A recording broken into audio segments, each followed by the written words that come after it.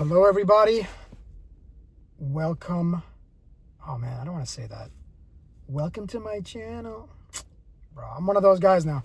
Okay, welcome to my channel. Yeah, I want to talk about comedy and the formula that is commonly known. It was from early in the 1950s, 1960s, somewhere in the 1900s. Okay. Damn. I was born in the 1900s. Anyway, yeah, this formula came from, there's a comedian named Steve Allen, I believe, who made this popular. I think a lot of, like, when I got into comedy and watching videos about, like, what it is, what the philosophy, all that stuff is, a lot of comedians talked about it. So it's basically this: tragedy plus time equals comedy. Okay? And I want to talk about that because I feel it's getting manipulated today. And I'll talk about how that's happening. But first, I'll just kind of go over like why I think this is true.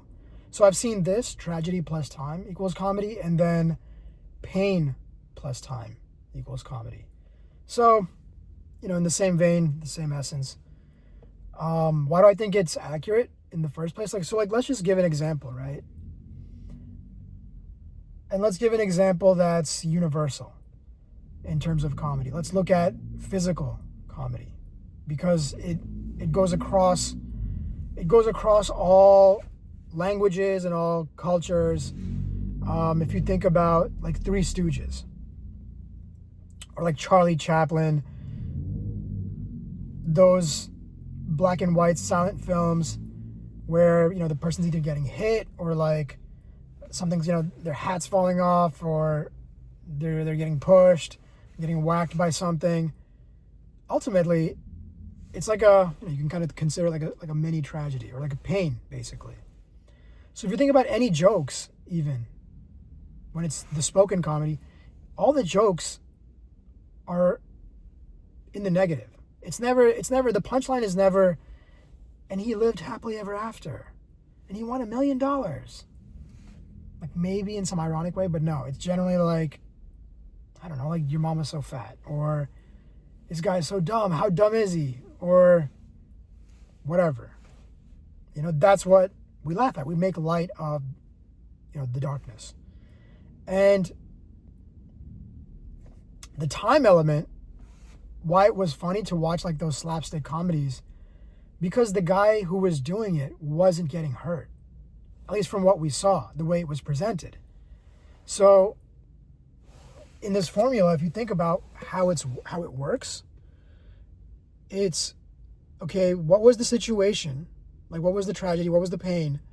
And then how much time does it take to get over it?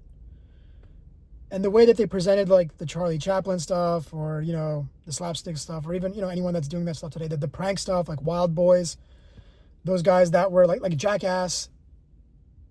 I mean, those guys went through pain, but still it was pretty funny, and they would be able to get over it.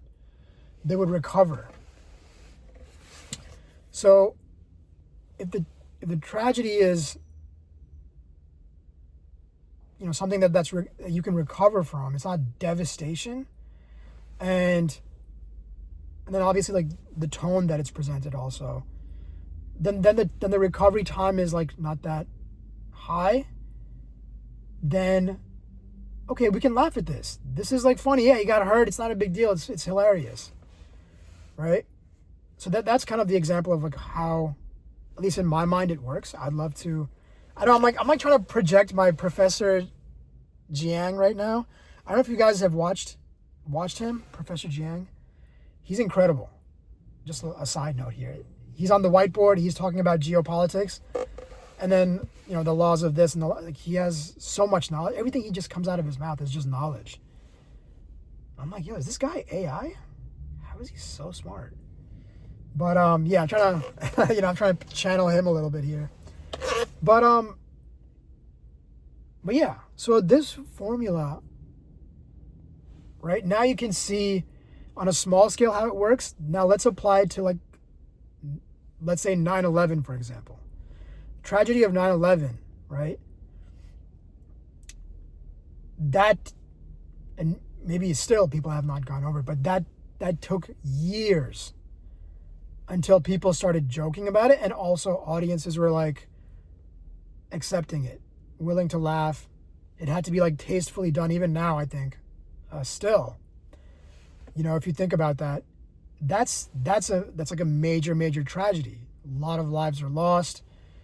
It's like an act of evil in a way, and it's not in a way, it is, and it takes time. So, like, if you were to joke right after it happened, no one's laughing at that.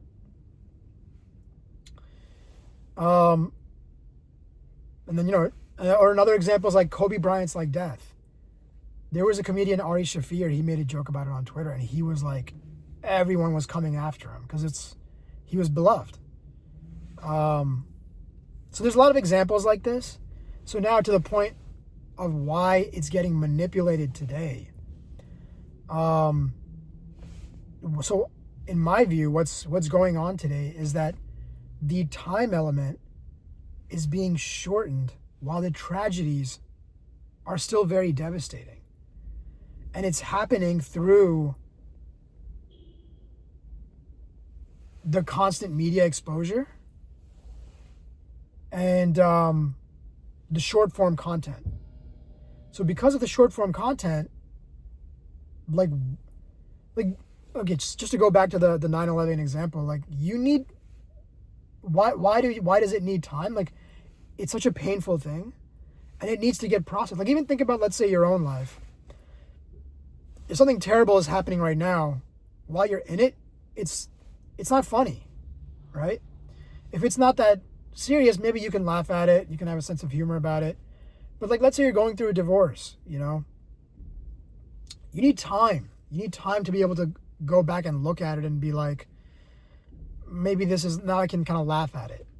I don't know. I haven't been divorced. I haven't been married, so I don't know. But I'm just giving an example.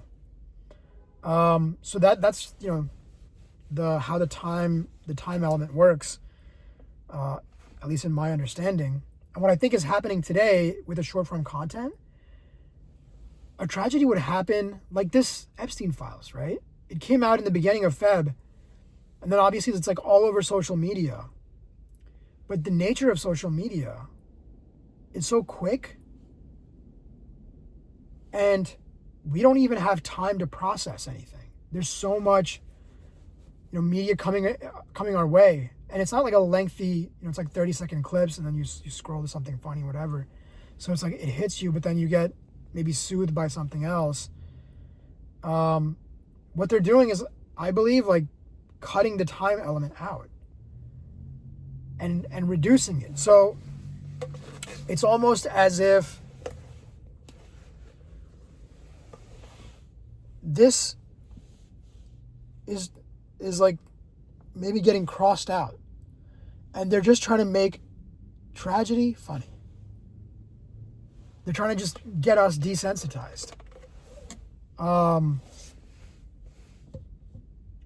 And the reference, the reference point that I use is, like, obviously you see it on social media, on, like, short form content, but even late night shows. They don't go too much into it. They understand, but, like, there's jokes, right? There's jokes about stuff like this. And so, yeah, I feel with that happening, it's only possible because of, I believe, like, there's so much we're so inundated with media, we don't have time to process anything. And because there's so much, because they know we're scrolling, because there's no time to process, and they know that our attention spans are getting affected, ultimately they think, okay, this is the time to share this. Whether it's wars, Epstein files, all kinds of stuff. So in my view, like, it's realistically, like, we need time. We need resolution. Like with 9/11, there was time, there was resolution. Osama bin Laden had been caught.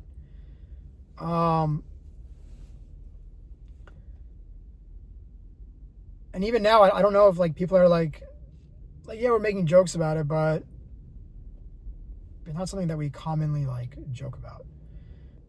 So I just wanted to talk about this formula, and I feel it's really interesting. And there's actually another element to it that I'm going to talk about. That's a separate video I'll do, but like where I think there's actually a more accurate version of this. But yeah, I feel what's happening in the modern world today is like we're basically trying to cut the time element out and just make tragedy equal comedy, just immediately. And as human beings, I feel we need that time to process. It's not just immediately just like start laughing at like terrible things. And it's happening in a subtle way. I'm not saying it's like, you know, everyone's joking like incessantly about it. But I don't know. It's something to be. I don't know. What do you guys think? Do you think I'm right? Share your thoughts, your ideas, critiques. But this is the idea that I've had, and I wanted to share it with people and see what they had to say. So that's it.